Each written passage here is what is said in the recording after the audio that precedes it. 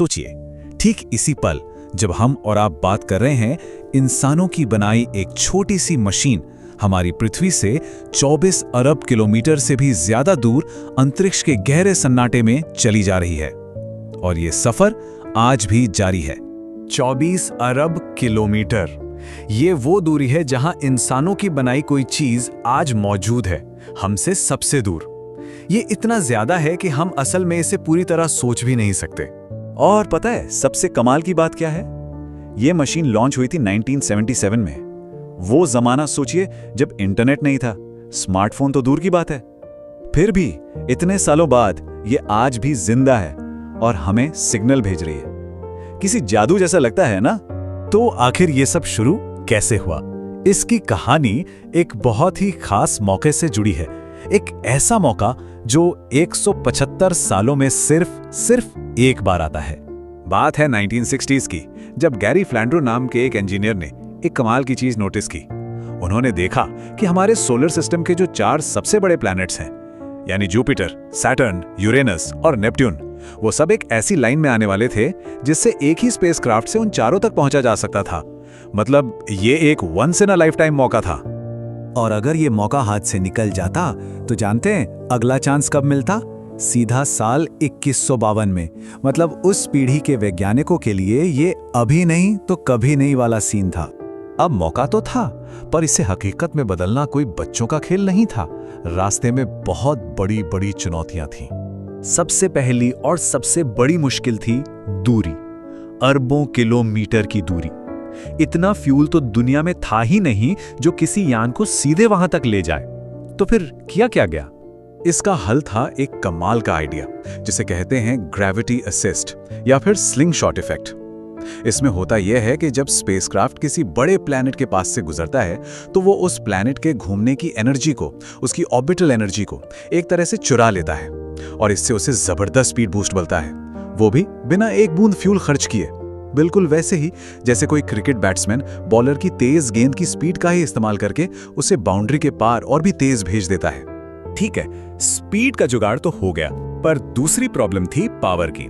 भाई इतनी दूर स्पेस में बिजली कहां से आएगी?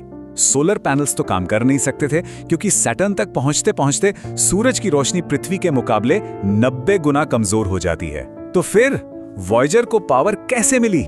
इसका जवाब था एक न्यूक्लियर बैटरी में, जिसे कहते हैं 8G यानी रेडियो आइसोटोप थर्मोइलेक्ट्रिक जनरेटर। इसमें प्लूटोनियम नाम का एक एलिमेंट होता है जो नेचुरली धीरे धीरे खत्म होता रहता है, और जब वो खत्म होता है तो उससे गर्मी निकलती है। 8G बस इसी गर्मी को लगातार दशकों तक बिजली में बदलता रहता है। कितना शानदार आइडिया है। हाँ, लेकिन ये पावर हमेशा के लिए तो नहीं है। जैसे जैसे प्लूटोनियम खत्म हो रहा है, पावर भी कम होती जा रही है। जब ये लॉन्च हुआ था तो इसकी पावर थी 470 वॉट और आज ये घटकर बस 250 वॉट रह गई है। इसीलिए मिशन के इंजीनियर्स एक एक करके इसके गैर जरूरी इंस्ट्रूमेंट्स को बंद कर रहे हैं, ताकि बस किसी तरह इसका कम्युनिकेशन सिस्टम 2028 या 2030 तक चलता रहे। और अब आते हैं तीसरी चुनौती पर, कम्युनिकेशन। सोचिए, अरबों किलोमीटर दूर से एक सिग्नल भेजना जिसकी ताकत एक फ्रिज के बल्ब से भी कम हो, ये कैसे मुमकिन है? वॉयेजर का ट्रांसमीटर सिर्फ 23 वॉट का है। इतने कमजोर सिग्नल को पकड़ने के लिए पृथ्वी पर बहुत बड़े बड़े एंटेना लगाए गए हैं, और जो टाइम लगता है वो तो और भी कमाल है। आज अगर वॉयेजर को कोई कमांड भेजी जाए तो उस सिग्नल को वहां तक पहुंचने में 22 घंटे से ज्यादा लगते हैं, और फिर जवाब आने में और 22 घंटे। मतलब एक सवाल जवाब में लगभग 2 दिन।